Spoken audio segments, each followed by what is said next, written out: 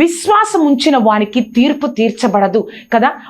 నేను ఇప్పుడు చెప్తున్నాను, నికోదేమస్, నువ్వు విశ్వాసం ఉంచితే నువ్వు ఎలా అయితే నిత్య జీవం పొందుకుంటావు, కానీ విశ్వాసం ఉంచిన వానికి తీర్పు తీర్చబడదు.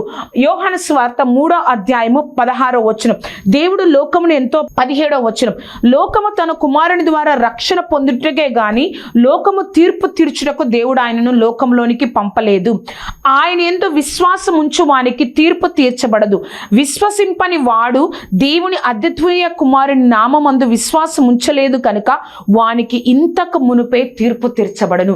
ఎవరైతే దేవుడి యందు విశ్వాసం ఉంచుతారో వారికి తీర్పులోనికి రారు. కానీ ఎవరైతే దేవుడి యందు విశ్వాసం ఉంచకుండా చనిపోతారో వారికి ఇంతకు ముందే తీర్పు తీర్చబడుతుంది అని దేవుడు చెప్తా ఉన్నారు. నికోదేమస్ ఎంతగానో దేవుడి సన్నిధిలోకి వచ్చి ఆ రాత్రి వచ్చి నిత్య జీవం గురించి తెలుసుకున్నారు. అంతేకాక